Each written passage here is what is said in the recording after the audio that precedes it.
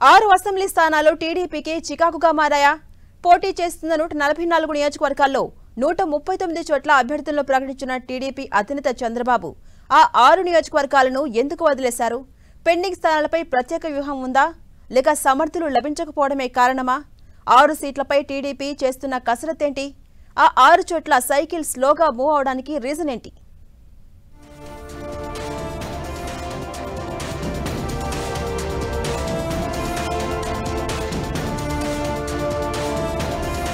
Assembly ఎన్నికలకు 2 నెలలు ముందుగా అభ్యర్థులను ప్రకటించిన టీడీపీ అధిష్టానం 6 నియోజకవర్గాలను మాత్రం పెండింగ్ లో పెట్టేసింది. ఈ 6 సీట్లలో దాదాపు 4 చోట్ల సీనియర్ నేతలు టికెట్ ఆశిస్తూ ఉండడం, అక్కడ ప్రత్యర్థులు బలంగా ఉండడంతో ఆచితూచి వ్యవహరిస్తోంది సైకిల్ పార్టీ. గతంలో ఎన్నడూ లేనట్లు అభ్యర్థులను తొందరగా ప్రకటించిన ఉత్తరాంధ్రలోని చీపురుపల్లి, భీమిలి, దక్షిణ కోస్తాలోని దర్శి, రాయలసీమలోని అనంతపురం అర్బన్, గుంతకల్లు, ఆలూరు, రాజంపేట స్థానాలను పెండింగ్ లో పెట్టింది. ఈ 6 స్థానాల నుంచి టీడీపీ సీనియర్ నేతలు కళా వెంకటరావు, గంటా శ్రీనివాసరావు, గుమ్మనూరు జయరాం, ప్రభాకర్ చౌదరి వంటి సీనియర్లు టికెట్లు ఆశిస్తున్నారు. అయితే సీనియర్లుగా చెప్పే ఈ నేతలను వారి సొంత నియోజకవర్గాలు కాకుండా వేరే నియోజకవర్గాలకు మారమని అనడంతోనే సమస్య ఎదురై టికెట్ల ప్రకటన పెండింగ్ పడింది.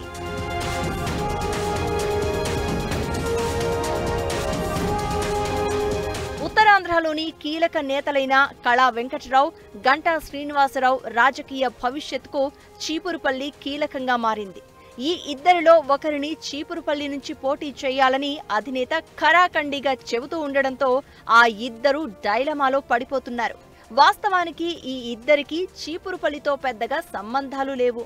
ఓ విధంగా కళా వెంకటరావు సోదరుడి భార్య మృణాలిని, ఆమె కుమారుడు నాగార్జున గత 10 ఏళ్లుగా చీపురుపల్లి కేంద్రంగా రాజకీయాలు చేస్తున్నారు. అయితే ఆ ఇద్దరి వల్ల చీపురుపల్లిలో టీడీపీకి డ్యామేజ్ జరిగిందని పార్టీ హైకమాండ్కు రిపోర్టు రావడం, ఆ నియోజకవర్గంలో ఉత్తరాంధ్ర రాజకీయాలను శాసిస్తున్న బొత్స ప్రాతినిధ్యం వహిస్తూ ఉండడంతో ప్రతిష్టాత్మకంగా తీసుకున్నారు టీడీపీ అధినేత చంద్రబాబు.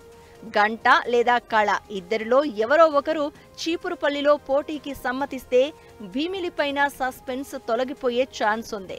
కళా సొంత నియోజకవర్గం రాజాం ఎస్సీ రిజర్వుడు కావడంతో ఆయన గత 3 ఎన్నికల్లో ఎచ్చర్ల నుంచి పోటీ చేశారు.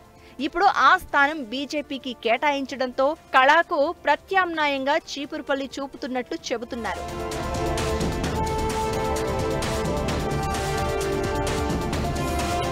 ఇలా చీపురుపల్లిపై సస్పెన్స్ వీడితేనే కళ, గంట పోటీపైన సందిగ్ధత వీడే అవకాశం ఉంది. ఇదే విధంగా మాజీ మంత్రి గుమ్మనూరి జయరాం పరిస్థితి డోలాయమానంగా ఉంది.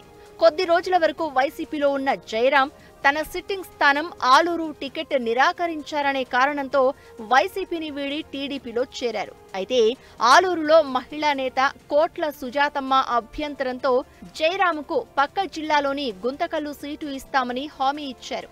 జయరాం కూడా ఇందుకు సిద్ధమే అన్నారు. కానీ 3వ జాబితా విడుదల చేసిన జయరాంకు టికెట్ ఇవ్వలేదు. దీంతో ఆయన రాజకీయ భవిష్యత్పై సందేహాలు వ్యక్తమవుతున్నాయి. ఇక మిగిలిన నియోజకవర్గాల్లో దర్శి, అనంతపురం అర్బన్, రాజంపేట స్థానాలపై మిత్రపక్షాలతో ఊగిసలాట కొనసాగుతోంది. దర్శి స్థానాన్ని జనసేన కోరుతూ ఉండగా మాజీ మంత్రి సిద్ధా రాఘవరావు కుటుంబం టీడీపీ టికెట్ కోసం ప్రయత్నిస్తోంది. ప్రస్తుతం వైసీపీలో ఉన్న సిద్ధ దర్శి టికెట్ ఇస్తే టీడీపీలోకి వచ్చేస్తామని సంకేతాలు పంపుతున్నట్లు చెప్తున్నారు.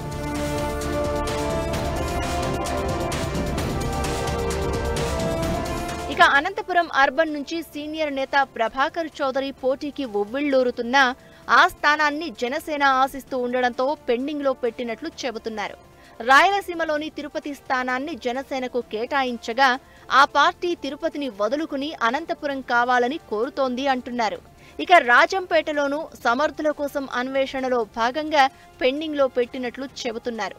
మొత్తానికి ఈ 6 సీట్లకు అభ్యర్థుల ఎంపిక అధినేతకు సవాల్గా మారే పరిస్థితి కనిపిస్తోంది. 6 నియోజకవర్గాలలో 4 సీనియర్ల రాజకీయ భవిష్యత్ ముడిపడి ఉండడంతో టీడీపీ అధినేత నిర్ణయం ఎలా ఉంటుందనేది ఉత్కంఠకు గురిచేస్తోంది.